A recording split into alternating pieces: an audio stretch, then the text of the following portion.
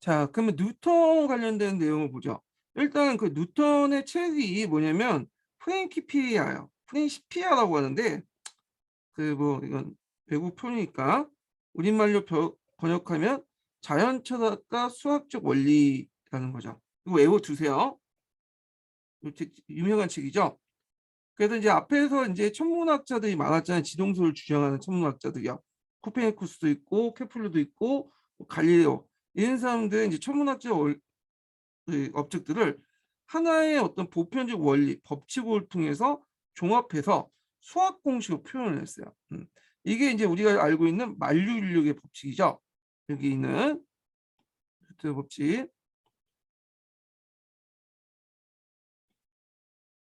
그 만류인력의 법칙은 이제 제일 중에 중력의 작용 관련된 것을 설명을 하잖아요. 그래서 이제 중력이라는 것은 어떤 그 입자든 간에 물체를 갖고 있는 입자든 간에 중력을 가지고 있다고 했죠. 중력이 크면 클수록 끌어다니는 힘도 크잖아요. 이런 이제 중력의 작용을 가지고 이제 모든 걸 다 설명을 하는 거야. 어, 그래서 태양이 있으면 지구가 돌잖아. 지구가 왜 돌겠어요? 태양의 중력 때문에 돌고는 거죠. 그리고 또 이제 그 썰물과 밀물 작용이 있죠. 달의 중력 때문에 있는 거고 여기에도 보시면 알겠지만 사과가 떨어지잖아. 뉴턴이 떨어진 사과를 보고 이제 순간 깨달았는데 이건 뭐예요? 지구의 중력이 작용돼 갖고 사과가 떨어지는 거잖아.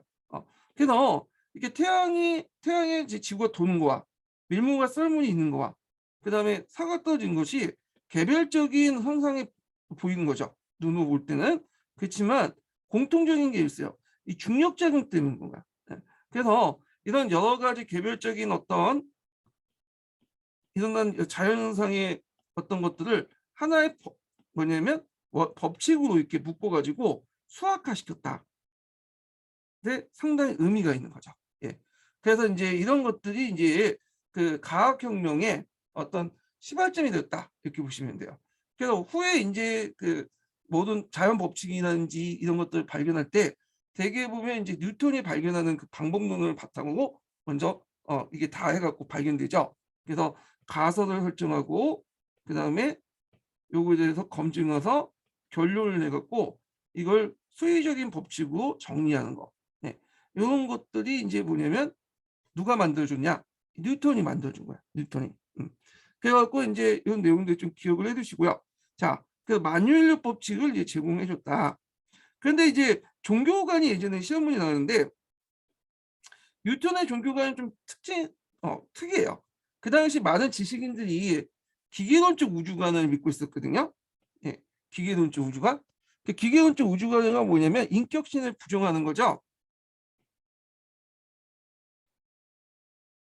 그래서 모든 걸 제1의 원리, 법칙으로만 설명하잖아요. 이게 신이다. 근데 이 사람도 기본적으로 기계론적 우주관을 믿고 있어요. 근데 기계론적 우주관을 해석하는 과정에서 기독교 신앙이 또 개입돼 있어. 이걸 좀 약간 특이한데 이 사람이 생각하기에는 이 세계가 어떻게 움직이냐면 이 사람 생각이에요. 신이 있어요. 근데 신은 보통 기계론적 우주관에서는 인격신이잖아. 예. 아니, 인격신 아니잖아요. 근데 이때 신은 인격신이야. 그래서 우리처럼 뭐 감정을 가지고 있고 판단하고 분노할 줄 알고 그다음에 심판도 할 줄 알아. 인격신이야. 근데 이제 이 사람이 모든 걸 다 개입하는 게 아니라 일단 자기가 이제 만드나. 우리 인간이 기계를 만든 것처럼 이 세계를 기계로 이렇게 만들어. 그래서 자기가 부여한 법칙에 따라서 움직이는 거야. 예.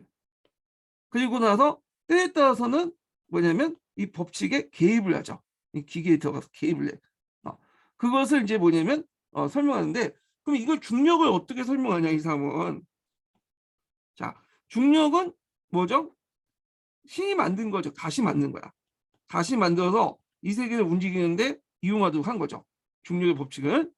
그런데 이제 중력의 법칙을 이렇게 해갖고 신이 이제 이렇게 해갖고 그 만들어가지고 해서 달이 뭐냐면 썰물과 민물 만들고 그 다음에 태양이 주변에 지구가 돌고 다 이 중력작용이야. 중력작용 다 누가 만든 거야? 신이 만든 거야. 신이. 중력이 왜 중력이 발생했는지에 대해서는 그냥 신이 만들었다. 신이 이렇게 만들었기 때문에 중력이 만들었다. 이런 식으로 설명을 한 거야. 예. 자, 그래서 그 기독교 신앙하고 그 다음에 기계론적 우주관을 절묘하게 만들어놨어. 그래서 신이 이제 이때 보다가 뭐 개입하고 싶으면 개입하고 그렇지만 평상시에는 뭐냐면 자기가 만든 이제 그 법칙에 따라서 이렇게 세계를 움직이게 하고 그 다음에 뭔가 자기가 마음에 안 들거나 뭔가 개입하고 싶을 때는 또 개입을 하는 거야. 네. 그러면 지금 중력은 왜 나타난다고 했어요? 신이 중력이 만들어갖고 움직인 게 아니죠. 이건 뭐냐면 후에 이제 특수 상대성이 이동했다면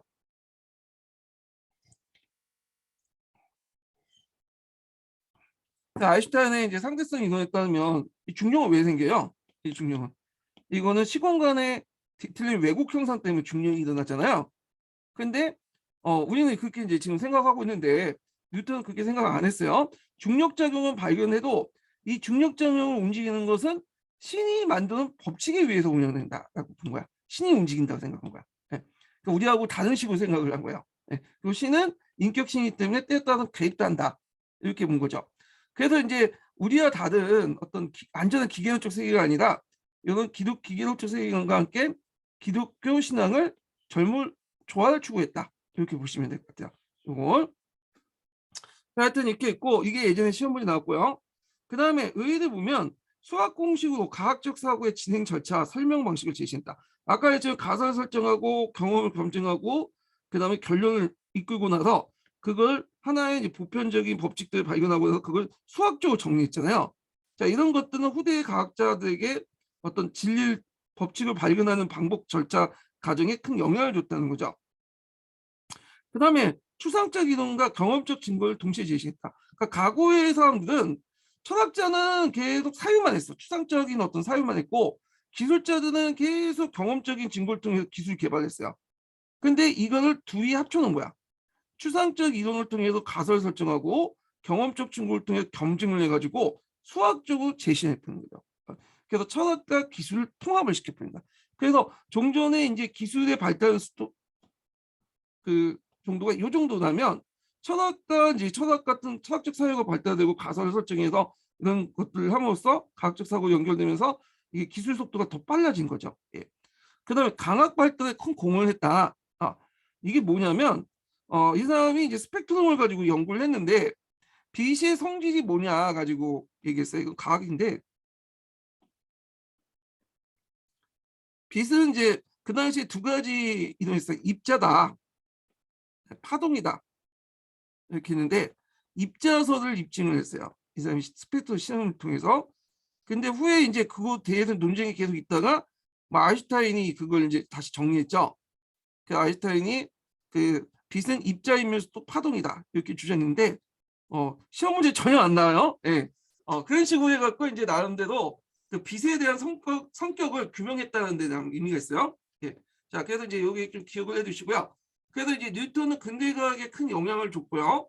그가 이제 아까 얘기처럼 모든 것들을 법칙성을 발견하는 거고 그 법칙성에 신의 어떤 그 의지가 있다 이렇게 이제 청명을 했죠. 그래서 그리스도 신앙을 정복을 시켰다. 그래서 중력도 그 우리가 생각하는 것처럼 시공간의 왜곡에 통해서 중력이 형성된 게 아니라 그런 신의 의지가 개입돼서 이 중력이 형성됐다.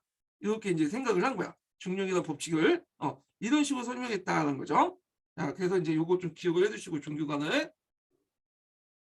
자, 그러면 이제 요게 과학혁명의 의미를 볼게요. 자, 과학혁명은 서양 문명과 다른 문명을 구분시켰죠. 예전까지는 서양이든 동양이든 간에 아까 얘기처럼 기술은 기술대로 따로따로 놀고 철학은 철학대로 따로따로 놀았잖아요. 근데 기술과 과학, 철학을 접목시켜갖고 수학적으로 정리를 했던 그러면서 기술 발전을 훨씬 더 빠르게 했죠. 예. 이거는 다른 문명에서 그걸 하지 못했던 것을 서양에서 처음 했다. 17세기 때. 그다음 합리주의를 강화시켰다. 합리주의가 뭐야? 합리주의가. 예. 합리주의라는 것은 이제 용어풀을 좀 해볼게요. 자, 일단은 합리성이라는 말 있죠. 그 다음에 합리론이라는 말 있죠. 그 다음에 합리주의가 있어.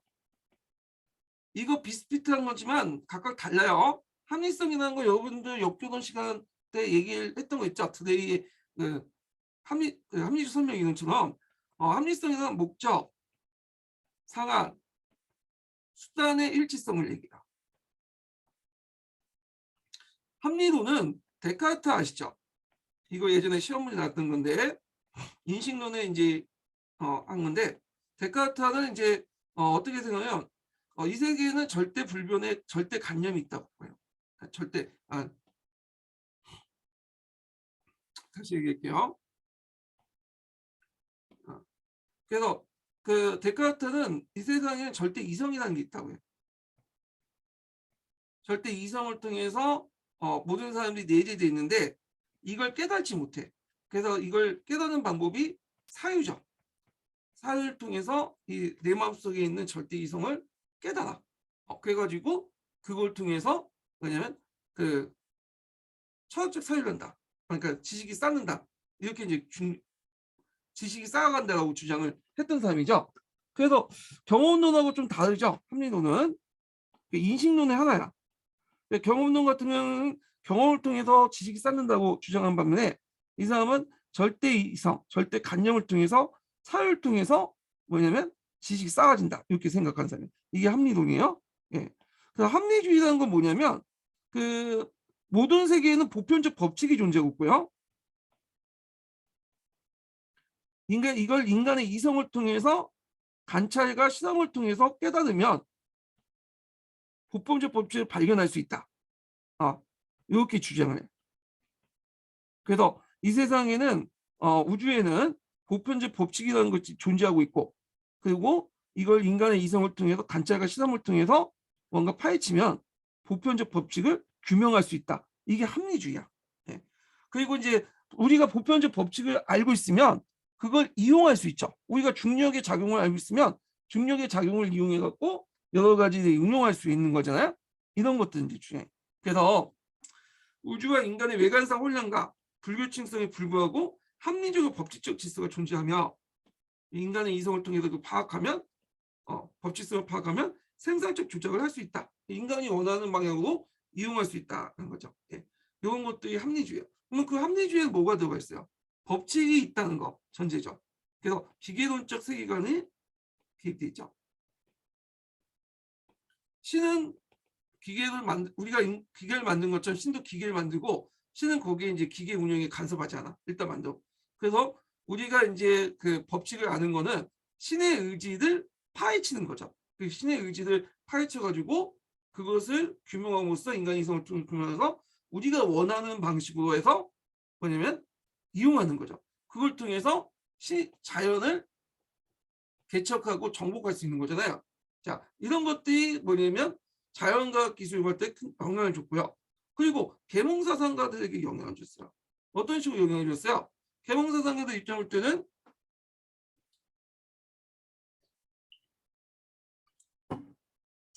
자연 세계에도 어떤 합리주의가 있는 것처럼 보편적 법칙이 있는 것처럼 이 사회에도 보편적 법칙이 있다. 그 보편적 법칙이 뭐냐? 자연법을 통한 보편적 법칙이 뭐냐? 그러면서 자연스럽게 뭐가 나온 거야? 사회 계약론이 나오고 그리고 이거를 이제 응용해 갖고 계몽사상가들이 나타나서 대중들에게 그걸 설명하는 거죠. 예. 그래서 이론과 연결되시면 돼요. 그래서 자연과학이 오늘 사회과학에도 영향을 줬다. 이런 것들. 그래서 이런 기억을 해두시면 될 것 같고요. 그래서 이제 과학혁명의 의미 파악을 해두시면 되고, 자 아까 전에 얘기했던 이제 철학 부분을 잠깐 언급할게요. 철학은 이제 뭐 되게 복잡해요. 우리가 뭐 철학자도 아니고 뭐 다 공부할 필요 없는데 요것만 이제 좀 보시면 될 것 같아요. 인식론. 인식론은 철학 관련된 내용 중에 어떤 거에 관련된 내용이냐면 지식의 어떤 형성 과정을 얘기하는 거야. 네. 그래서 이제 인식론은 고전적 인식론은 영국의 경험론, 그 다음에 대륙의 합리론, 아까처럼 얘기했죠. 독일의 간접론 이렇게 이제 세 가지를 볼 수 있어요. 영국의 경험론은 대표적인 사람이 쭉 나오죠. 프란시스 베이컨, 그러니까 루즈 베이컨이 아니라 프란시스 베이컨이에요. 그래서 이제 그 실험을 통하지 않는 이론을 체계적 이해 없이 시용 무용성을 권고했고, 그 다음에 그래서 모든 것을 이론과 사실의 권한, 실험을 통해서만 해야 된다. 그래야 이론이 증명될 수 있다. 이렇게 이제 주장을 했던 거고요. 존 로크 유명하죠. 그래서 인간은 태어날 때부터 백지 상태에서 나타나고 인간의 오감을 통해서 지식이 축적된다. 이렇게 주장했던 사람이고. 자, 홈도 유명하죠. 그래서 그러면 이 영국의 경험론은 뭐가 있냐? 이게 뭐냐? 기납법을 제시하면서 기납을 통해서 지식의 어떤 축적을 강조하죠. 그래서 예를 들어서 쉽게 얘기해서 우리가 죽는다는 걸 어떻게 알고 있을까요? 죽음. 여러분도 언젠가 죽고 나도 언젠가 죽고 다 죽잖아. 태어날 때 태어난 모든 생명체는 다 죽잖아요. 그럼 어떻게 알아? 태어날 때부터 알아요? 그건 아니죠. 경험을 통해서 아는 거지. 경험을 통해서. 그래서 관찰과 경험을 통해서 실험을 통해서 아는 거죠. 뭐 실험까지 할 필요는 없지만 우리가 경험을 통해서 죽는다는 걸 알잖아요. 그 죽는다는 지식은 경험을 통해서 형성된 거잖아. 그래서 우리가 태어날 때는 아예 몰랐는데 죽음이라는 것이. 근데 내가 살다 보니까 아버지도 죽고 어머니도 죽고 할머니도 죽고 그럼 다 죽잖아. 그래서 내 머릿속에 나도 언젠가 죽는다 라는 지식이 쌓이는 거잖아. 이게 경험론이야. 그때 경험론에서 방법론을 제시하는 게 기납법이죠. 예. 그래서 이걸 좀 기억을 해주시고, 대륙의 합리론 같은 경우에는 아까 데카르트가 유명하죠. 이 사람은 이성을 중시해요. 그래갖고 이제 이 사람이 원래부터 이제 사람은 태어날 때부터 절대 이성, 또 이걸 번역한 생리 관념이라고 하거든요. 태어날 때부터 있었던 관념들, 이걸. 그래서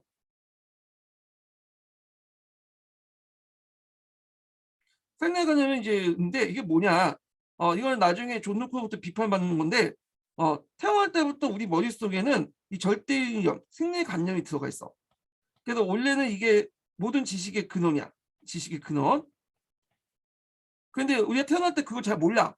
근데 이 사람은 계속 끊임없는 사유와 사유를 통해서 요거를 알게 되는 거야. 그래서 만약에 내가 죽는다는 걸 아는다. 그럼 죽는다는 걸 내가 태어날 때부터 생리 개념, 그러니까 절대 이성을 통해서 알고 있는 거야.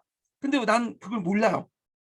근데 왜? 태어날 때부터는 내 마음속에 내재되어 있는데 그걸 우리가 깨우치지 못하는 거야. 그 몰라. 그러면 뭘 통해서 그걸 아는 거야? 사유와 사유를 통해서 아는 거죠. 그래서 내가 죽는다는 걸 아는 거야. 그래서 이런 식으로 이제 하는데 당연히 이거는 방법론 영역법이죠. 영역이니까 이제 수학적인 방법론을 상당히 강조해. 수학적 공유를 통해서 계속 사유를 통해서 뭔가 결론을 이끌어내는. 그래서 그 사람이 유명한 말 있죠. 나는 생각한다. 그럼 나는 존재한다. 예. 그래서 프라이스코 베이 같은 이제 경험론자들은 그 기납법이고, 그래서 경험을 중요시 실험과 관찰을 통해서 이런 것들을 강조했고, 그 대륙의 합리론자들은 그 원래부터 태어난 그 절대이성 생리 관념을 계속 사유하면서 끊임없이 개발해야지만 지식을 쌓을 수 있다 이렇게 주장을 해요. 그러면 이제 요 독일의 관념론은 뭐냐? 앞에 언급했던 경험론과 합리론을 종합시킨 거야. 그래서 이거는 이제 뭐냐? 일종의 붕어빵 이론이라고 하죠. 우리가 이제 붕어빵을 이렇게 있으면 틀이 있을 거 아니에요. 그럼 여기에다가 이제 팥을 넣으면 팥맛이 나는 거고, 여기에다 야채 맛을 넣으면 야채가 있고, 잡채 넣으면 잡채 맛이 나잖아요. 틀은 뭐냐면 관념이나 틀이라는 것을 이제 관념론에서 가져와요. 아니, 이 틀 자체를 이제 뭐냐면 틀 자체는 합리론에서 가지고 오죠. 이거 그 내용 자체는 경험론에서 가지고 온 거야. 그래서 인간 태어날 때부터 앞에 이제 그 대륙 합리론처럼 그 생리 관념이 있어. 이걸 이제 그 얘는 관념이라고 하거든요. 생리 관념. 근데 이 관념의 내용을 채우는 것은 뭐냐면 경험이야. 관념의 틀을 가지고 뭐냐면 이 세계를 인식을 한단 말이야. 인식 주체가 인식 대상을. 여기까지는 이제 합리론인데 뭘로 어떻게 인식할 것이냐 가지고는 경험론이야. 그래서 예를 들어서 이제 뭐 예쁜 여자가 있어요. 여기 남자가 있어. 여자와 남자는 이제 이걸 뭐냐면 내 관념을 통해 인식을 하죠. 그래갖고 있는데 내가 얘가 뭐냐면 내 이상형이다. 이상형이 아니다. 그런 거는 내가 태어날 때부터 이렇게 인식된 게 아니라 내가 예전에 그 경험을 통해서 축적된 것을 바탕으로 해서 인식된 거잖아. 그래서 관념을 통해서 성적 대상, 성적 그 이성을 이제 남성과 여성을 인식을 하지만 얘가 내가 호감이 있을지 비호감이 있을지 그런 것들은 나의 어떤 경험을 통해서 결정된 거잖아. 그래서 이 칸트의 관념론은 독일의 관념론은 두 가지 요소가 있다. 그래서 틀에서 합리론을 빌렸고요. 간념이나 틀 속에 이 간념론 틀을 내용을 통해서 파악하는 걸 경험론에서 들어왔죠. 그래서 두 개를 합쳐놓은 거다. 이렇게 보시면 돼요. 예. 그래서 칸트의 뭐 순수 이성 비판도 있고 뒤에 뭐 헤겔이나 마르크스로 이제 엄밀히 말하면 간념론의 어떤 영향을 받은 거죠. 이 사람도. 예. 물론 이 사람은 그 정신적인 것을 물질적으로 바꿔놨지만 하여튼 이렇게 연결돼서 보시면 될 것 같아요. 그래서 예전에 이제 뭐가 시험 문제 나왔냐면 요 대륙의 합리론 데카르트와 관련된 내용이 나왔다. 그래서 그러면 앞에서 이제 그 누구야 뉴턴은 어떤 성격이 있냐? 뉴턴은 그 경험론하고 그 합리론을 합쳐놨다고 보시면 돼요. 간념론자는 아니지만 경험의 어떤 시선 관찰 이런 것들 강조하면서도 또 수학 같은 거 있죠. 합리론의 수학 같은 것들 도입을 했어요. 그래서 두 개의 어떤 인식론을 바탕으로 했다. 이렇게 보시면 될 것 같고요. 자, 더 이상의 어떤 그 전문적인 해석이나 강의는 유튜브 검색하면 다 나와요. 예, 저보다 더 잘하시는 분도 있으니까 여기에는 역사적으로만 임용시험 정도 수준에서만 좀 얘기를 해드리는 거고요. 자, 그래서 이제 이렇게 해서 한번 이제 좀 얘기했고 요 관련된 내용도 여기 있으니까 보시면 되고 어차피 요 내용들은 제가 다 정리한 거예요. 예, 그 앞부분 있는 내용들 좀 요약해 갖고 적어놓은 거거든요. 예, 그래서 있고 근대 철학 관련돼 있고 그 다음에 이제 근대 역사학을 볼게요. 그 근대 역사학은 다 볼 필요 없고 요것만 기억하시면 돼. 에드워드 기본만. 예전에 11년 기출문제 나왔거든요. 이 사람이 이제 쓴 책이 유명한 노마 제국 세망사라는 책이죠. 그래서 지금 나오면 치면 나와요. 그래서 구입할 수도 있는데 총 7권 정도 되더라고요. 이거 너무 많아. 저도 한 두세 권 읽다가 포기해버렸거든요. 예, 근데 여러분들 이것까지 볼 필요 없고 요것만 기억을 해두시면 돼요. 노마 제국이 왜 멸망했냐? 이 사람이 이제 두 가지를 제시했어요. 하나는 기독교. 그 다음에 이제 뭐냐면 또 하나는 여기 안 나왔지만 게르만족들 침입. 그래서 기독교의 나약한 정신 때문에 멸망을 했다. 그래서 이제 이렇게 이제 주장을 하고 있거든요. 그래서 이거 에드워드 기본이 쓸 당시에 상당히 욕을 얻어먹었어요. 이것 때문에. 하여튼 에드워드 기본이 로마 제국 세왕사를 서술할 때 기독교와 게르만 침입의 원인을 로마 제국의 멸망 원인으로 제공했다. 이 정도만 좀 기억을 해두시면 될 것 같아요. 요거 예전에 11년 기출문제 나왔던 거거든요. 그래서 뭐 에드워드 기본의 저서명을 쓰시오. 이게 나올 수가 있어요. 그래서 그로티우스가 나온 것처럼 로마 제국 세왕사 배워두시면 될 것 같아요. 자, 그래서 이제 이렇게 해서 이제 근세 부분은 이제 끝났고요. 앞에서 얘기했지만 여기는 이제 유럽의 근대 부분이에요. 그래서 근데 이제 근대 부분이 너무 기니까 제가 이제 뭐 절대왕정, 지상의 발견, 종교개혁, 르네상스 이 부분은 그냥 근세 묶었거든요. 예. 그리고 나머지 부분은 이제 1차 세계 이전까지 근대로 이렇게 묶었어요. 그래서 이제 근대 부분을 이제 넘어가겠습니다. 자, 근대에서 이제 영국 혁명을 볼게요.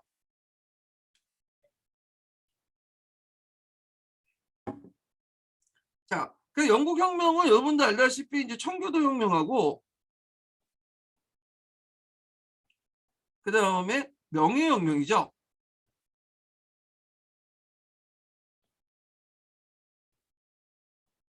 네, 17세기 때 일어난 그런 변화인데 혁명들인데 요거 이제 볼게요. 그리고 앞에 이제 그 당시 17세기 때 여러 가지 사회경제 변화 이런 것들 이제 쭉 얘기하는 건데 자세한 내용들은 이제 하나하나 보기도 하죠. 여기서는 전반적인 내용들만 이제 보는 거니까 인클루즈 운동도 나오고 막 그러는데 일단은 전반적인 사항들만 좀 얘기해 볼게요. 자, 이 당시 이제 투돈 시대가 오죠. 투돈 왕조 때. 스투어트 왕조에서 투돈 왕조에서 스투어트 왕조 이렇게 넘어가는 그런 시기였는데 투돈 시대부터 청교도혁명 발생 전까지 영국 사회는 많은 변화를 겪었다. 자, 이러한 변화는 청교도혁명의 주된 배경이 되었고요. 영국의 국민적 산업을 성장하기 시작한 오직물 공업은 난로 육성해졌고 이에 따라 인클루즈 운동이 난로 성행이죠. 3분할제가 일어나죠. 3분할제와 이제 모직물 공업 이런 것들을 이제 뭐라고 하냐면 제1차 산업혁명이라고 해요. 1차 산업혁명. 어떤 분은 1차 산업혁명을 산업혁명, 우리가 이제 18세기 후반에 일어난 산업혁명으로 이제 생각하시고 그 후에 이제 19세기 중반 때 일어난 걸 2차 산업혁명 이렇게 이제 인식하신 분이 있는데 보통 어떻게 인식하냐면 경제사에서는 요 오리지널 산업혁명은 그냥 산업혁명이라고요. 그 전에 산업혁명을 1차 산업혁명 17세기에서 18세기 때 그다음에 그 뒤에 산업혁명을 우리가 그냥 19세기 중반 때 있는 그 독일과 미국에서 일어난 산업혁명 있죠. 2차 산업혁명이라고. 그러니까 산업혁명 전후로 이렇게 해서 1차, 2차 했어요. 1차 산업혁명이라는 용어는 세계문화사책이나 서양사 개론 읽어보면 있어요. 이거 제가 지어낸 말이 아니에요. 어떤 분이 이제 그 물어보다고 북소련 교재를 보니까 1차 산업혁명 있는데 그거 산업혁명 아니냐 이렇게 물어보시는 분이 있는데 그래서 제가 그거 그냥 이미지로 만든 게 아니라 책에 있는 내용이야. 예. 그래서 이제 일단 이후 관련된 내용은 뒤에 좀 얘기할게요. 그때 뭐 석탄산업, 철사, 유리, 비누 이런 신규 산업도 일어났다. 그 나중에 얘기하고요. 예, 따로 이제 뒤에 있고, 자 경제적 발전을 수반해서 사회적 변화가 발생하니 젠틀 계층이 양적 질적으로 성장하고 신분 집단이 되었다. 그리고 법률가, 의사, 상인들, 전문직 계층이 되었다. 예전에 한번 얘기했을 거예요. 젠틀리 계층은 원래 지방을 바탕으로 한 거죠. 지방에 있는 지주 계층이죠.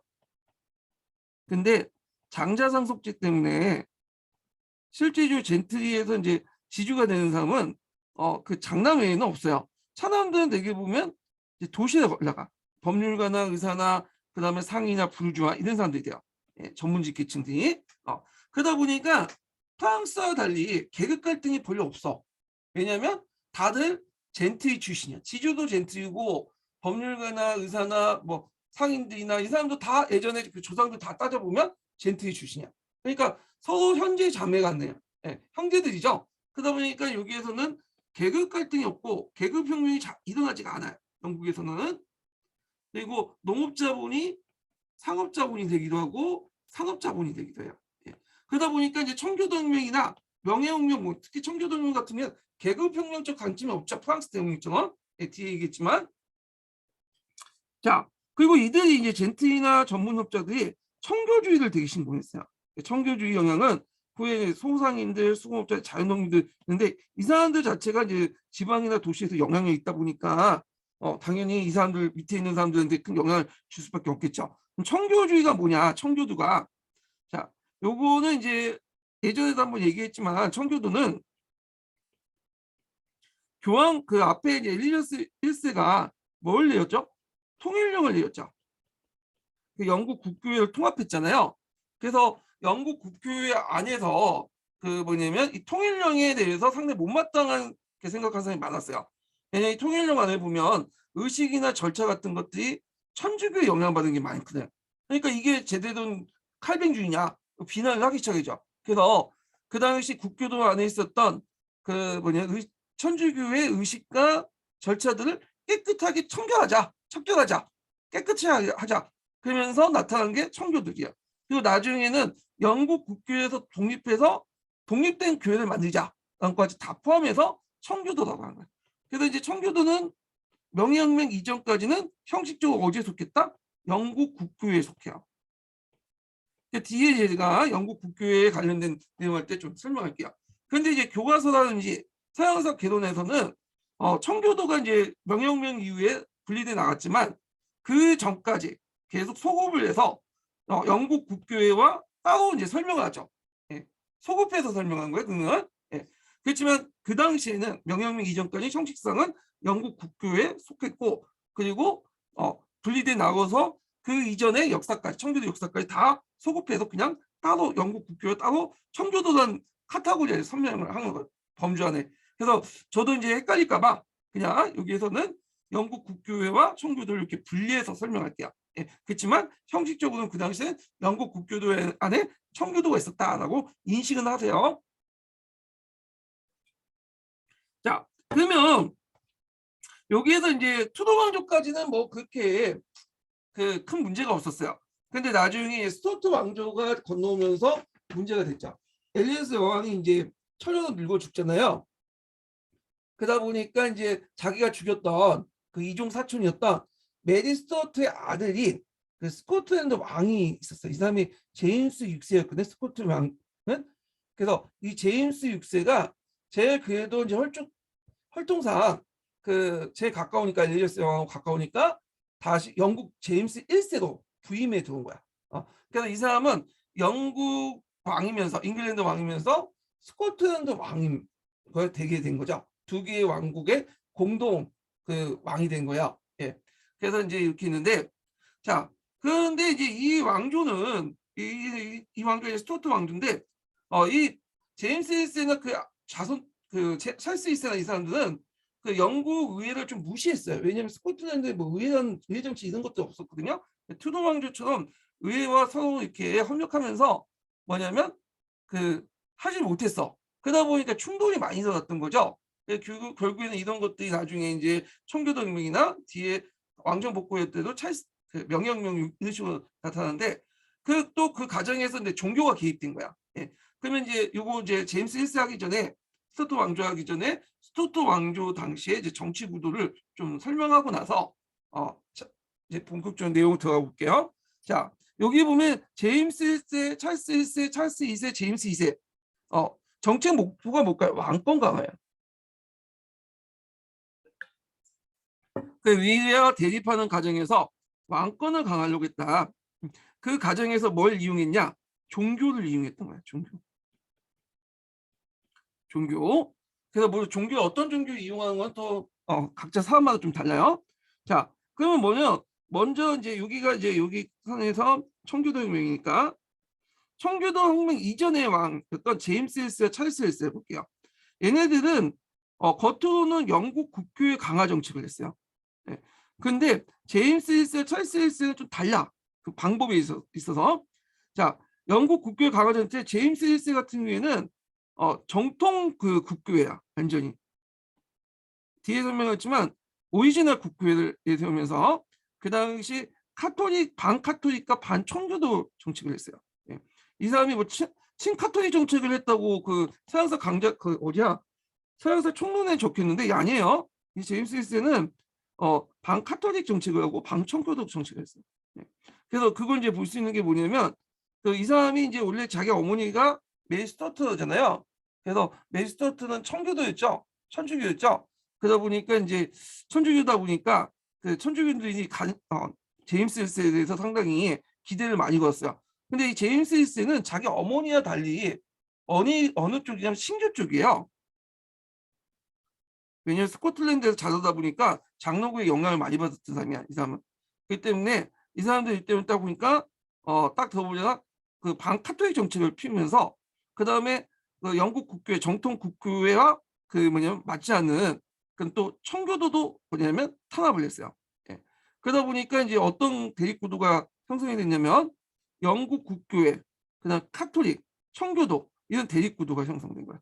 그래서 카톨릭 교도에서 여러분들 가끔씩 이게 영화에 소재가 됐던 가이포커스 그 가면 있죠. 그 가이포커스 가면이 이때 나와요. 그래서 이때 국회의사당이 하약을 터트려가지고 폭발시키는 음모 사건이 일어나. 카톨릭 측에서. 카톨릭과 사이가 안 좋았어요. 제임스 1세가. 자, 그런데 이제 찰스 1세는 좀 달라요. 찰스 1세는 자기 부인이 카톨릭으로 오고 뭐 여러 가지 이제 카톨릭 영향을 받았고 이 사람이 친카톨릭 정책을 펴. 근데 대놓고 뭐냐면 친카톨릭을 내세울 수 없으니까 그때 영국 국교회 중에 여러 파 중에 카톨릭적 요소가 강한 파가 있어요. 이게 뭐냐? 고고회파, 고파교회라고 하죠. 고파교회. 자, 고파교회를 적극적으로 밀어줘. 그래서 겉으로는 영국 국교회 강화 정책이지만 실제로는 카톨릭적 요소가 가는 고파교회 쪽이야. 예. 그러다 보니까 이제 대립구도가 어떻게 카톨릭과 영국 국교회, 고파교회죠. 그 다음에 청교도 의회를 이렇게 대립을 하게 돼요. 그래서 이때 이제 의회를 장악한 게 청교도 세력들이죠. 결국에는 이제 뭐냐면 청교도 혁명이 일어나고 나중에 이제 다시 왕정 복구가 일어나죠. 근데 이제 청교도 혁명이 일어나고 나서 이제 크노웰이 집권하잖아요. 근데 크노웰이 너무 이제 뭐냐면 사람이 깐깐하게 놀고 그리고 뭐 그 원칙주의자고, 예, 그러다 보니까 사람들이 이제 청교도에서 상당히 이제 마음이 떠나게 됐어요. 그래서 찰스 2세가 이제 집권할 때는 청교도가 이제 뭐냐면 세력이 확 약해졌어요. 이사회들이. 그래서 다시 그 영국 국교회가 장악을 하죠. 의회를. 청교도가 아니라 정통 국교회가. 그리고 나서 이제 찰스 2세가 들었는데 이 찰스 2세는 오랫동안 이제 프랑스에 있다 보니까 카톨릭에 상당히 뭐냐면 영향을 많이 받았어요. 그리고 그의 그 아우도 이제 제임스 2세도 카톨릭의 영향을 받았잖아요.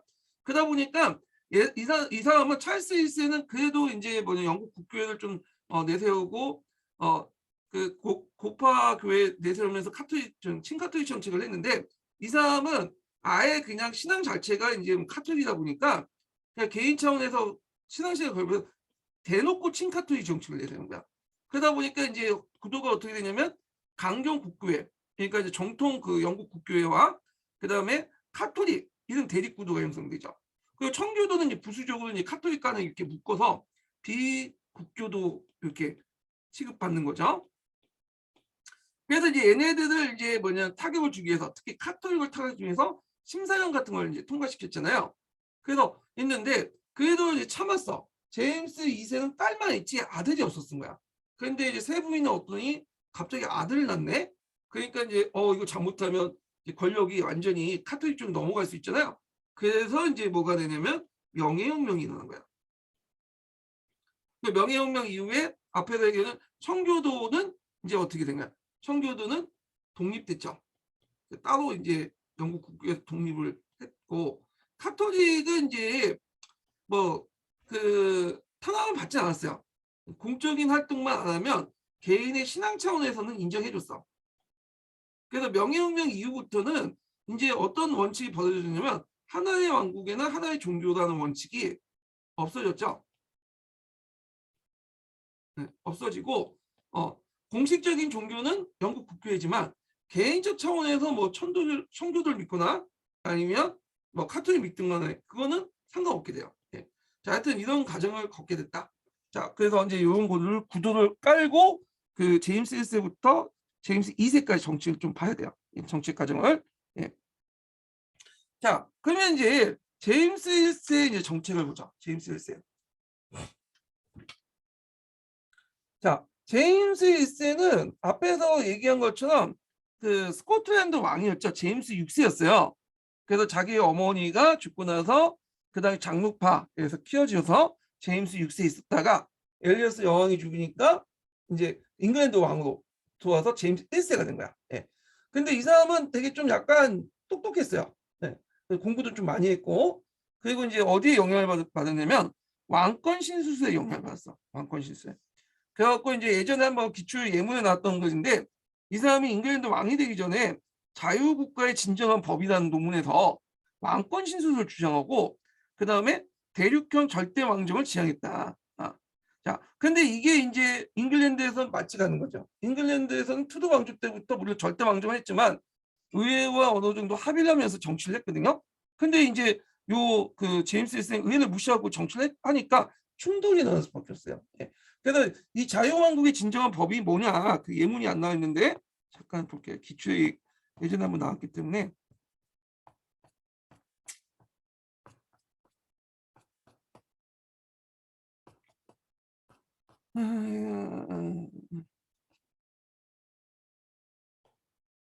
여기 있죠.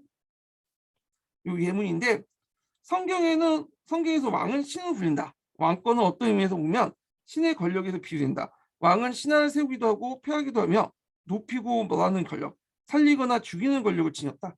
또 신하 모두에 대해서 언제나 심판관이 되며 나아가서 신이 이외에 다른 무엇에 대해서 책임진다. 이걸 예. 그래서 이제 자유왕국의 진정한 법이라는 것을 썼다. 그래서 여기에서 이제 서양사 총론에 그게 나왔더라고요. 그래서 이거 했으니까 좀 기억을 해두시고 자, 그 다음에 이제 여기에서 이제 그 나름대로 이제 성경책을 발행하죠. 그래서 이제 그 다음에 성서 영역책을 발행하는데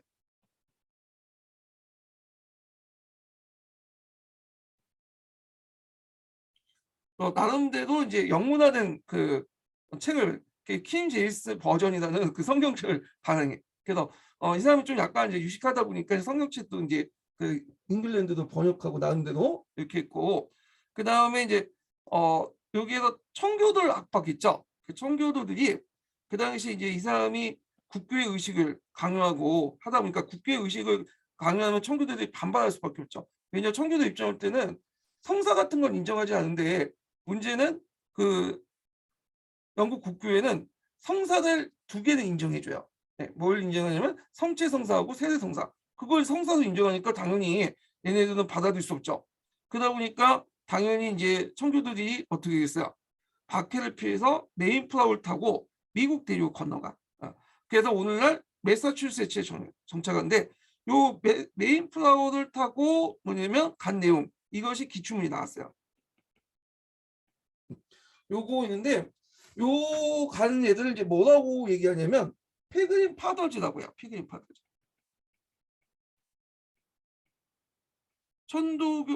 천도교란데 계속. 예. 청교도 안에 여러 파벌도 있는데 해외에 나가서 자신의 이상적인 공동체를 추구하고자 하는 그 파가 있어요. 이게 피그림 파더즈야. 예. 그래서 이 피그림 파더즈 싸고 예전에 시험을 나왔거든요. 외워두시고, 뒤에 이제 영국의 그 영국 국교회와 그다음 청교도 관련된 파들을 설명할 때 다시 설명할게요. 그 다음에 여기 친카톨릭 정책을 했다는데 이거 지우세요. 이건 아니에요. 아까쯤 했지만 잘못된 거야. 네. 친카톨릭이 아니라 반카톨릭 정책을 펼쳤죠.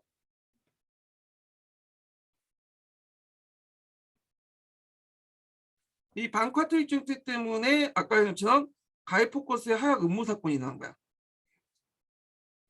그래서 이제 대립을 하고 있었다. 이거 좀 기억을 해두시고요. 자, 그래서 그 서양사 총론인가 거기에서 여기 친카톨릭 정책으로 이렇게 적혀 있더라고요. 그래서 이걸 잘못된 거야. 이거 검색해보면 다른 책에는 다 반카톨릭 정책을 했다고 했지, 누가 이걸 친카톨릭 정책을 했다고 적어놨어요. 좀 잘못된 거예요, 이건요. 예. 있고 이것도 제가 이제 그 서양사 교재에다 이거 지웠나? 예. 카톨릭과 대립 고쳤네.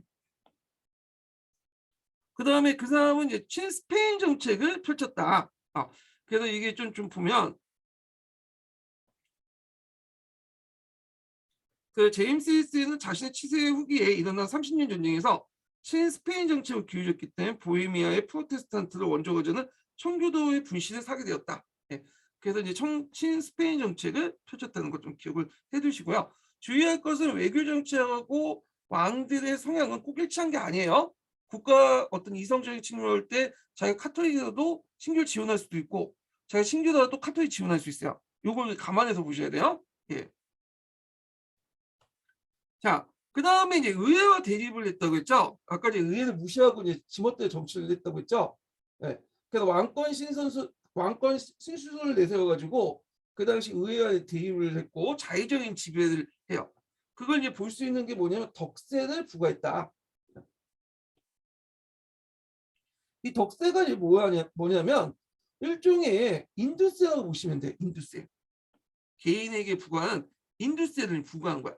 근데 인두세를 부과하려면 당연히 어떻게 돼요? 의회가 허락을 해줘야 되는데 그걸 허락을 하지 않고 지멋대로 그냥 갖다 뭐냐면 그 부과를 한 거죠.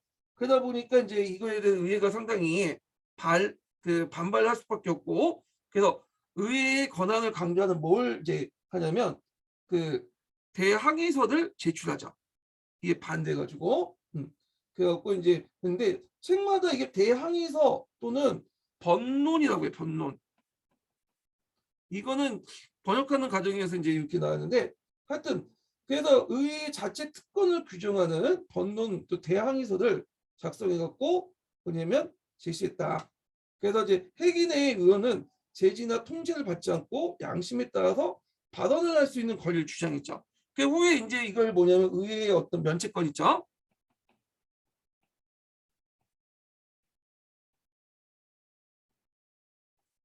이런 것들은 다 어디에 적혀 있어요? 나중에 권리장정에 명문화돼 있잖아요.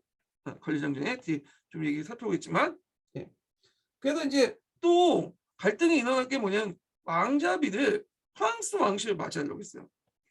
자, 프랑스 왕실은 이제 프랑스는 이제 뭘 믿어요? 카톨릭을 믿잖아. 그러니까 당연히 뭐냐면 반대할 수밖에 없겠죠. 예. 자, 이거 역시 의에게 만족스러운 결과는 아니었다. 왜 원래 처음에는 이 사람이 이제 에스파냐에서 이제 뭐냐면 그 맞아들려고 했는데 그때 이제 뭐 왕세제도 이게 뭐냐면 반대했다가 차선으로 프랑스 왕실을 이제 받아들인 거죠. 예. 뭐 이렇게 이제 좀 기억을 해두시면 될 것 같아요. 그래서 이제 처음에는 에스파냐와 뭐 해갖고 갈등이 너무 심하니까 프랑스 왕실을 이렇게 해서 받아들였고 결국에는 의회 입장 볼 때는 만족스러운 게 아니다. 왜냐면 카톨릭거든요. 그래서 이게 왕비의 역할이 좀 컸나 봐요. 원래 이제 왕자비가 그 왕자 그러니까 찰스 1세가 초창기 때 이제 에스파냐 가서 뭐 맞선을 보고 왔는데 그때는 막 그 자신의 어떤 그 반카톨릭 정서를 상당히 노골적으로 비쳤다고 그래요. 근데 나중에 프랑스 왕실의 왕비를 맞을 때는 상당히 반겨서 맞았다고 하는데 아마 제 생각에는 종교 문제가 아니라 마음에 안 들었나 봐. 그 에스파냐 왕녀는 마음에 안 들었고 프랑스 왕실의 마저는 왕녀는 마음에 들었으니까 그렇게 이제 태도가 달라진 거겠죠. 종교는 그 표면적인 문제고. 자, 그래서 그런지 찰스 1세는 자기 왕비의 영향을 받은지 몰라도 이 사람은 친카톨릭 정책을 펴게 돼요.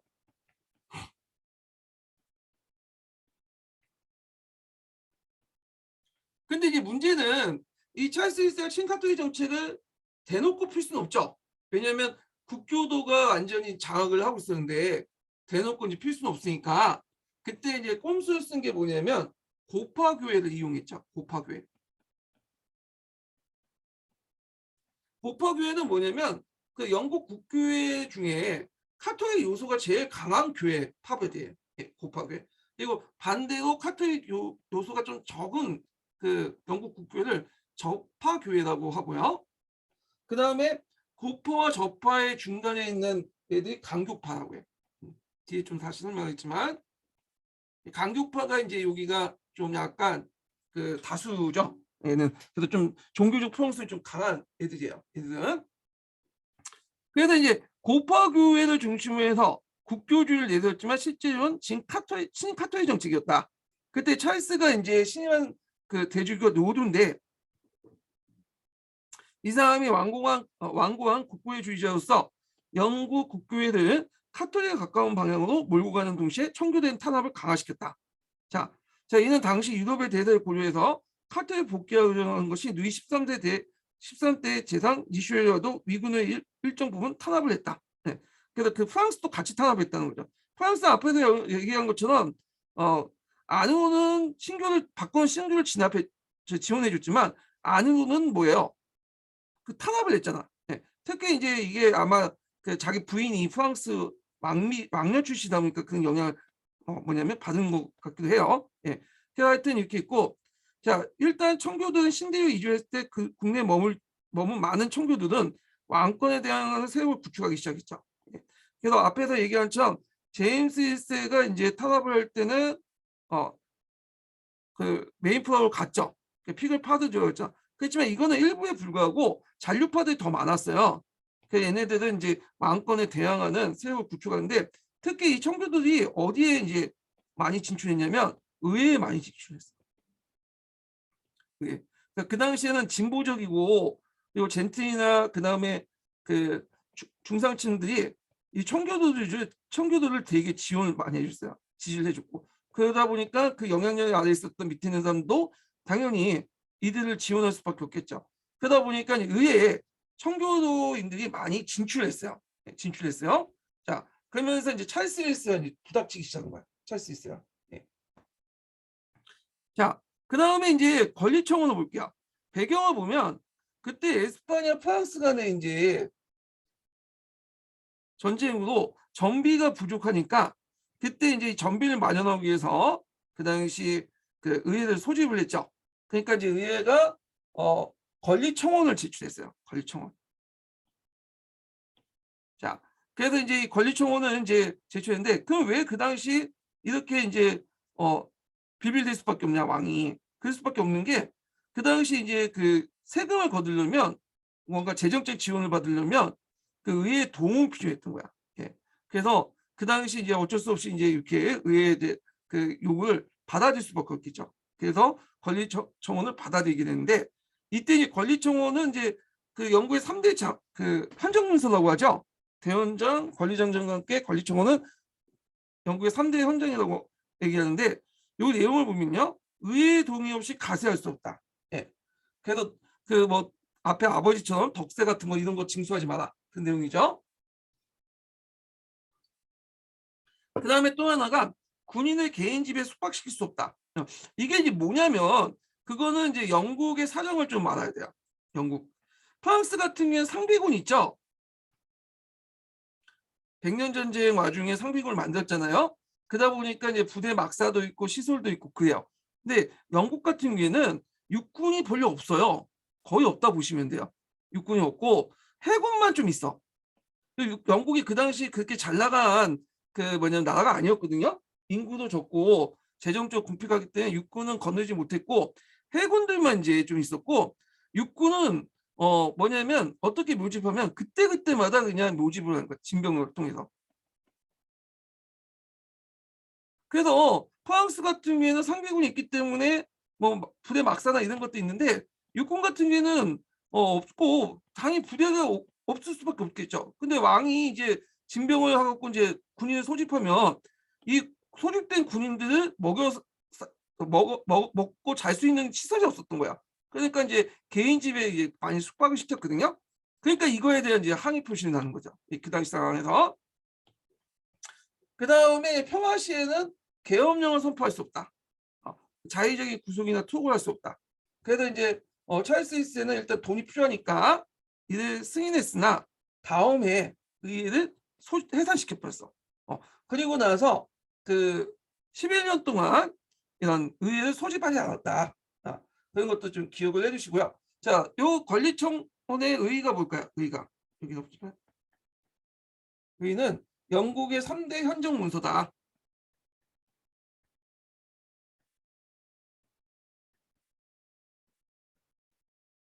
아까 얘기처럼 마그나 대헌장, 마그나 카타, 권리청원,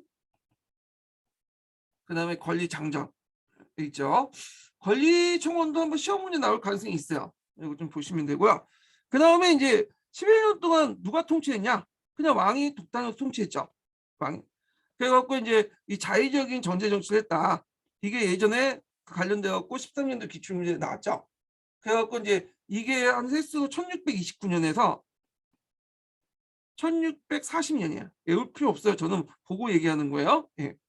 자, 그때 이제 그 11년 동안 이제 왕의 측근으로서 이제 자의적인 정치를 좋아해줬던 사람이 누구냐면 로드하고 스투백자야. 스투라포, 아니 그 발음이 안 되네. 스투라포드 백작이야. 그래서 여기에 의지하면 두 사람에 의지하면서 자의적인 전제 정치를 했고 그 다음에 또 이제 의회 승인 없이 간부 가세를 냈죠. 이게 이제 예전에 시험 문제 나왔던 선박세죠. 이 선박세가 뭐 하는 거냐면 이 선박세는 원래는 그 전시안에서만 해안 지역에서만 부과될 수 있는 세금이에요. 예. 근데 이제 이게 돈이 부족하다 보니까 전시가 아니라 평시에도 부과할 수 있고 모든 지역에도 그냥 상시적으로 부과도 맞는 거야. 그래서 처음에는 전시안에서 해안지대에만 부과된 세금이었는데 이제 돈이 필요하니까 평상시에도 모든 지역을 하고 상시적으로 부과하려는 거죠. 예. 이 상박세가. 그다음에 채권 공주에게 독점권을 획득했어요. 자, 이런 것들이 런던 시민의 반발할 수밖에 없겠죠. 예. 그래서 이제 원래 예전부터 그 런던 상인들이 남들 독점권을 가지고 있었는데 얘네들 독점권을 박탈하고 채권세력들에게 부과하니까 당연히 불만이 있을 수가 없겠죠. 그다음에 수많은 공업 분야의 새로운 길드 제도를 강요해서 또 왕권의 통제를 강화하면서 재정을 보충하려고 했다. 그러니까 이제 온 뭐냐면 곳에 자기 적을 만든 거야. 상인들, 그다음에 여기 승호업자들, 그다음에 이제 청교도들 해갖고 이제 그 적을 만든 거죠. 그래서 이제 결국에는 젠틀리층을 중심으로 강국의 반대 세력을 구축했다. 이런 자의적 정치 결과.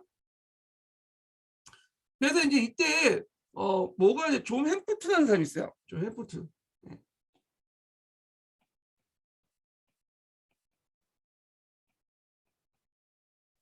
존 햄프텐이라는 사람인데 이 사람을 중심으로 해서 반항파가 형성됐어요.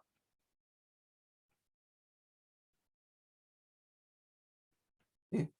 그래서 이제 있는데 이 반항파가 형성된 계기가 됐던 것이 아까 얘기하는 선박세죠. 선박세 징수 때문에 이제 이 구심점이 돼서 이제 뭐냐면 됐죠. 그래서 이제 존 햄프텐은 이들 거부하고 소송을 제기했지만 패소했고요. 그 후에도 이제 반항파 지도자가 되었다. 이렇게 보시면 될 것 같아요. 예.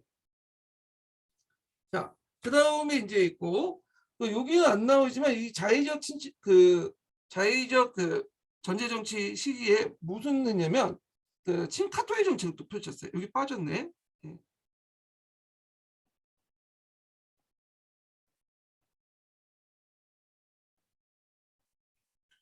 여기 보면 자, 친카토의 정책이 있는데 국외적으로는 이제 스페인과 프랑스가 연합을 하고요. 다 뭐 카톨릭 국가죠. 국내적으로는 엄격한 국교의식을 강요했는데 이때 엄격한 국교의식이라는 것은 국교회 중에 어디를 의미하죠? 고파교회를 의미해요.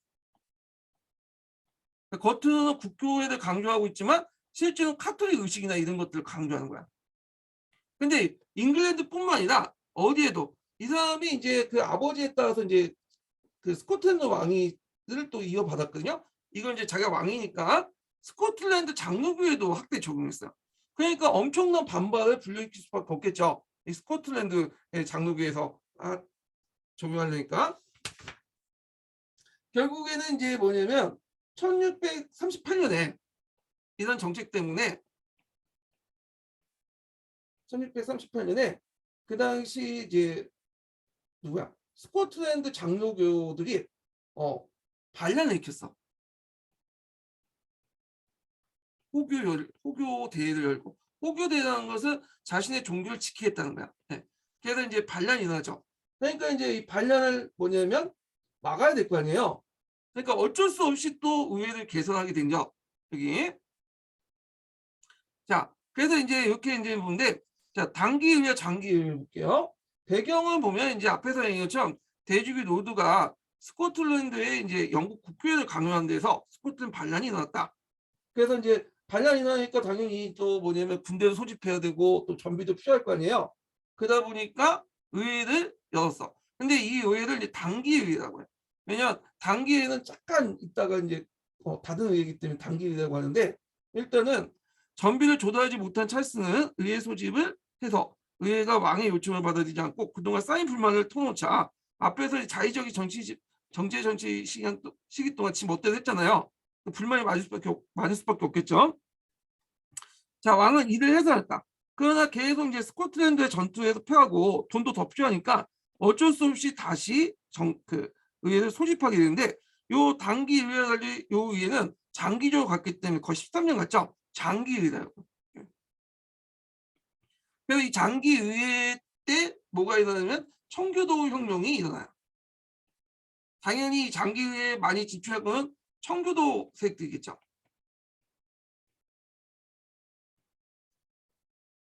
그래서 장기 의회 선거 결과 국왕의 지지 세력들, 왕당파 세력들이 헌정에 약해졌고 의회는 절대 왕정을 제한하는 대대적인 개혁 작업을 하게 되죠. 그래갖고 자의적인 통치 시기 때 했던 선박세 같은 거 있죠. 이런 것들을 폐지시키고요. 그래서 성실청 같은 왕권의 특별법정을 해체한다는 거죠. 자, 이 성실청은 예전에 한번 시험문이 나왔어요. 이거 헨리 7세 때 만든 건데 이 성실청은 왜 성실청이냐면 거기에 이제 딱 들어가는 게 왕실 재판이에요. 그래서 왕실 재판소에 들어가면 그 청장에 큰 별이 그려져 있어요. 그래서 별성자에서 성실청이야. 처음에는 상당히 국민들에게 인기가 있었어요. 왜냐면 거기서 이제 뭐냐면 그 판결들이 상당히 공정했고 그리고 벌금형 정도만 내었기 때문에 빨리빨리 또 일도 처리할 수 있고 그래서 그 문제 때문에 성실청이 상당히 국민들의 인기를 뭐냐면 그런데 스튜어트 왕조가 들어서면 이 성실청이 사법권 남용의 문제점이 나오죠. 왕이 지멋대로 자의적으로 판단하고 막 그런 거였기 때문에 이런 걸 이제 왕권의 특별한 법정을 해체하다 성실청 같은 그래서 결국엔 해체할 게 있고 자, 그 다음에 강압적인 교구의 정책인 국교회장이 고파교회를 철회를 하자. 아까처럼 얘기했지 고파교회는 카톨릭 의식을 강요한다고 했죠.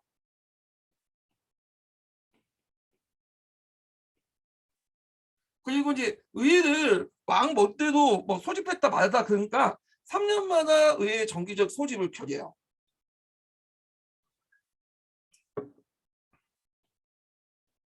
이게 이제 권리장정에 나중에 들어가 있죠. 그 다음에 이제 그 왕의 측근 세력 중에 2명이 이제 로드하고 스노보드 백작관이에요. 이 사람들 규탄을 하게 되죠. 그래갖고 이제 이렇게 했는데 로드는 추방당했고요. 이 사람 추방당했어요. 그 다음에 이제 스토포드 같은 경우에는 이 사람 처형당했어요. 그래서 이제 뭐 이렇게 있고, 그래서 이제 있고 이 사람은 또 아일랜드 백작, 아일랜드 총독 역할을 했거든요. 이 사람이 한때. 이 사람이 또 강압적인 지배 때문에 카톨릭에서 저 아일랜드에서 반란을 일으켰어. 그래서 이제 그 아일랜드 반란이 이때 한번 또 일어나요. 그러니까 스코틀랜드 반란이 일어나고 아일랜드에도 반란. 참고로 아일랜드는 헨리 2세 때 영국이 일부 점령을 하고 있었어요. 영국이. 그래서 아일랜드 왕국이라고 해서 괴담 왕국을 만들어 놓고 여기를 뭐냐면 일부 점령을 하고 있었거든요. 그러니까 이제 아일랜드가 있으면 요지요. 헨리 2세가 이제 만들어 놓고 나머지는 이제 여러 이제 아일랜드계 왕조로 분리돼 있었어요. 근데 헨리 8세인가요? 헨리 7세다. 네. 헨리 7세 때 여기 와가지고 이제 헨리 8세 때는 헨리 8세 때 이 게레르 왕국이었던 아일랜드 왕국을 확장시켰어. 그래서 결국 여기를 중심으로 해갖고 전체를 다 점령을 했고요. 헨리 8세 때. 그래서 이 당시 아일랜드는 누구의 이제 식민지였냐면 영국의 식민지였죠. 잉글랜드 왕국의. 그런데 이제 여기에서 문제가 뭐냐면 일단 민족적으로 얘네들은 켈튼족이에요. 그 영어를 쓰지 않고 켈트어를 써.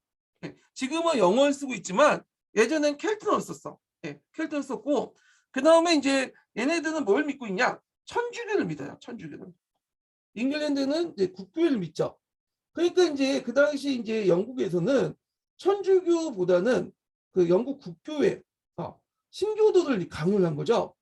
그러다 보니까 이제 그거에 대해 상당히 불만을 가질 수밖에 없고 그래서 반란을 일으켰던 그런 거죠. 그래서 이제 이런 상황이 있어요. 자, 그래서 아일랜드에 반란이 있죠. 그래서 스포트의 강압적인 지배와 영국 신교도의 이주자에 대한 카톨릭계 지주들과 농민들 반란을 일으켰고요. 자, 의회는 찰스에게 군대를 맡기기 꺼려해서 군대의 지휘권을 의회가 장악하는 법안을 통과했고 그동안 이제 실정과 의회의 불만을 총합한 그 대간주를 제시했죠. 그래갖고 이제 그때 이제 군대 지휘관을 의회가 장악을 했다. 그래서 아일랜드 반란이 일어났고 이제 스코틀랜드 반란이 일어나니까 이제 그 뭐냐면 이걸 처리하는 과정에서 이런 조치를 했던 거죠. 결국에 찰스와 위에가 각각 이제 군대를 모집하고 내단을 불가피해 모집하였고 그다음에 내단이 불가피하게 되었다. 여기 보시면 돼요. 그래서 이제 그 당시 이제 찰스 1세가 반항파 지도자를 체포하려고 했고 이 지도자는 런던 시청 피신했어. 그 런던 시청이 인도를 거부했어요. 그 과정에서 이제 청교도혁명이 일어나게 된 거죠.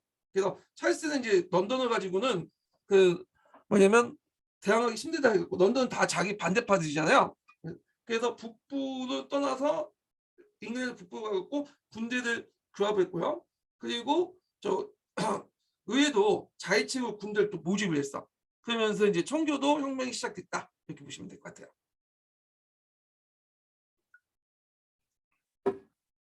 자, 청교도 이제 혁명 과정을 볼게요. 자, 지지자가 양분됐는데 앞에서 얘기한 것처럼 젠틀이나 이런 사람들이 상당수가 이제 청교도인들이 많다고 했잖아요. 그런데 모든 젠틀들이 청교도는 아니에요. 망당파도 상당수가 있어. 그래서 이걸 딱 잘라서 말할 수는 없는데 대충 60대 40 요 정도? 요몬도 그렇고 상대적으로 이제 젠틀가 이제 청교도가 많다는 것 뿐이고요. 그렇기 때문에 누가 이제 이게 어떤 계층이라든지 계급적으로 어떤 게 뭐냐면 청교도고 아니 왕당파고 어떤 게 청교도 혁명파인지 이게 구분이 안 돼요. 왜냐면 이게 이제 뭐냐면 딱 이게 서로 섞여 있어. 개인별 어떤 신념이 더 강하기 때문에. 그래서 뭐 사회적 경제적 차이가 있는 게 아니라 오히려 개인적인 어떤 신념이 더 강해요. 예, 선택할 때. 근데 상대적으로 볼 때는 이제 그 왕당파들은 카톨릭과 이제 국교도가 많고 의회파들은 청교도가 많다는 거예요. 그 말은 뭐냐면 청교도 안에서도 왕당파가 있고 그다음에 또 카톨릭이나 국교도도 있고 젠틀리안도 뭐냐면 그 카톨릭 그 왕당파가 있고 그 의회파가 있고 이거 계층이나 어떤 것들이 이제 중요한 게 아니라 그 신앙이 중요한 게 아니라 자기가 누구를 지지하느냐 이게 다르다는 거죠. 예. 그래서 이제 이렇게 있고 우리 교사들도 뭐 국민의힘 지지하는 사람도 있고 그다음에 민주당 지지하는 사람도 있잖아요. 이런 거 비슷해요. 자, 근데 이제 이런 것도 있고 약간 이제 왕당파는 비교적 후진적이 있고 의회는 주요 도시에 우세하지만 전반적으로는 그렇다는 거고 실제로는 개인 변호는 계층이나 뭐 사회 경제 차이 없이 이게 양분돼 있었다. 그래서 이걸 이제 아까 청교도님을 이제 계급평면에 볼 수 없는 게 얘네들이 왕당파나 청교도나 다 싸웠던 것도 젠트이고 그리고 젠트이도 이제 그 뭐냐면 자기 성향 때 영국 국교의 성향도 있고 카톨릭도 있고 그다음 청교도 있고 또 청교도에서 모두 다 왕을 지지했던 사람도 아니고요.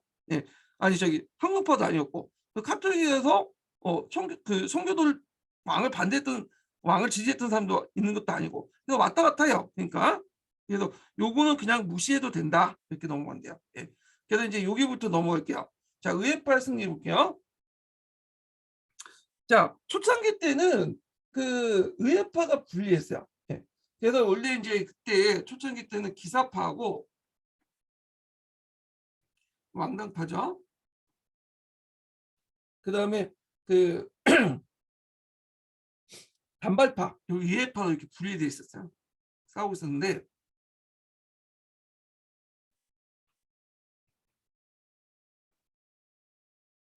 자, 그래갖고 이제 결국에는 초기에는 기사파가 왕당파가 유리했죠. 그런데 이제 크노엘이 이제 등장하면서 역전이 되죠. 크노엘이 이제 뭘 소집하냐면 철기군을 소집해요. 철기군. 그리고 철기군 중에 신앙심이 높은 사람을 따로 뽑아서 신영군을 얘기하죠. 신영군. 그러니까 철기군은 여기인데 신영군은 요 정도세요. 그래서 철기군을 이끌어서 마스톤 모우 전투에 승리하고요. 그 다음에 신영군을 이끌고 네스비 전투에 승리해요. 그거 외워두세요. 여기. 요거 예전에 한번 13년도 기출문제 오답으로 나왔어. 그래서 그 전투 명칭 쓰하고 나올 수가 있어요. 예. 그래서 이제 여기 지리적 위치도 좀 파악을 해두시고요. 예. 자, 그래서 이제 요게 하면서 찰스는 스코틀랜드에 피신했으나 왜냐면 스코틀랜드가 또 스코틀 왕이잖아요. 그런데 이제 스코틀랜드 피신했지만 스코틀랜드 군이 돈을 받고 왕을 위에 넘기죠. 근데 여기에서 이제 끝났으면 되는데 이 사람이 이제 의회를 넘기고 이제 갇혀 있다가 다시 도망을 가. 그래서 스코틀랜드 군을 다시 꼬셔가지고 쳐들어왔는데 결국에 다시 잡히죠. 그래서 이제 뭐냐면 국가 내란죄를 해가지고 처형을 당하죠. 예. 자, 그래서 이제 이렇게 이제 있고요. 그 다음에 이제 의회파의 분열을 볼게요. 의회파가 혁명파의 분열. 자, 우리가 이제 혁명파는 청교도들이 대부분이잖아, 청교도. 물론 일부 카톨릭 교도가 있긴 하지만 청교도인데, 자, 청교도 안에서도 여러 파벌들이 있어요. 예, 파벌들. 아까 이제 피그니 파더즈는 이제 설명했죠. 밖에 나가서 어떤 그 이상적인 그 종교 공동체를 만들려고 했던 사람들이고, 이들 외에 이제 잔류파도 있었죠. 잔류파 안에서도 이제 여러 파벌도 있어. 장로파, 독립파, 수평파, 진정수포파 이렇게 있죠. 자, 장로파들은 이제 장로제를 실시해서 왕과 타협을 못 써요. 그래서 이제 장로제라는 것은 교회 안에서 자치적인 조직이잖아요. 그리고 전국적인 어떤 장로교회를 만들려고 해요. 그러니까 얘네들이 이제 구성했던 건 뭐냐면 카톨릭이처럼 중앙 집권화된 어떤 교회를 만들려고 해요. 카톨릭 보면 위에 이제 교황이 있고 밑에 이제 추기경이 있고 이렇게 개서가 됐잖아.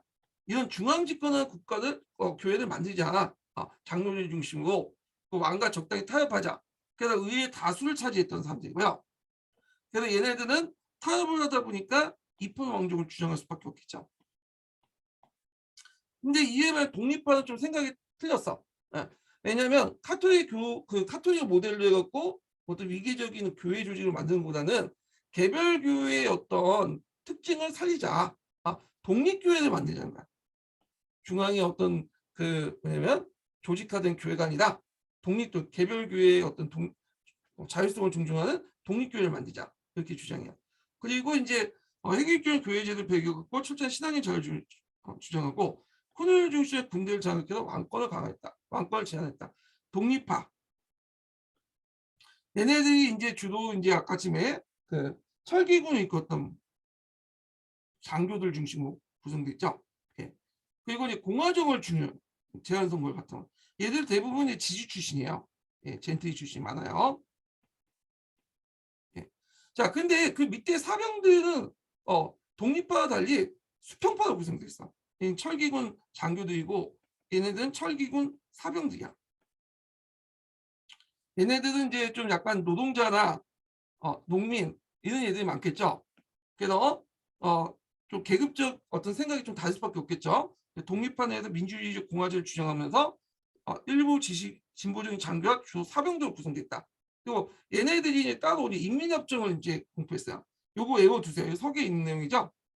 그래서 보통 선거, 의회의 정기적 소집, 법 운영의 평등, 신앙의 자유, 11제 폐지. 지금은 다 당연한 거지만 그 당시에 혁신적이었죠. 또 이게 눈여볼 게 뭐냐면 독립파들은 지지 출신이 많기 때문에 재산에 따라서 제한 선거를 강조하잖아요. 근데 얘네들은 좀 농민 출신이 많기 때문에 보통 선거를 강조해. 그래서 이제 대립을 하고 있었다. 이렇게 보시면 되고 그 다음에 진정 수평파가 있어. 그러니까 아예 그 밑에 이제 뭐냐면 밑바닥 인생들. 얘네들인데 얘네는 주로 토지를 잇는 그 농민들이고 그 다음에 경제 평등을 강조했고 그 앞에 수평파는 정치적 평등을 주장하는데 반해서 얘네들은 그 경제적 평등을 주장했다. 그래서 토지 공유를 내세우고 지주의 폐지, 농업 공산주의, 원시 기독교를 강조했다. 이렇게 보시면 될 것 같아요. 네. 그래서 이제 이 내용인데 요거 교과서에 잠깐 나오더라고요. 그래서 제가 여기 그 디거즈 제5왕국파 뭐 이렇게 있는데 잠깐만요. 이렇게 주가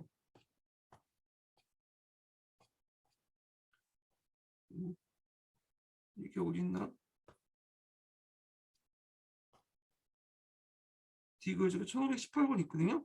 요거 이거 읽어보세요. 그래서 이제 이 관련된 내용들 제가 적어놨는데 윈스턴 니인가? 이 사람도 이제 있고 한번 읽어보시면 되고요.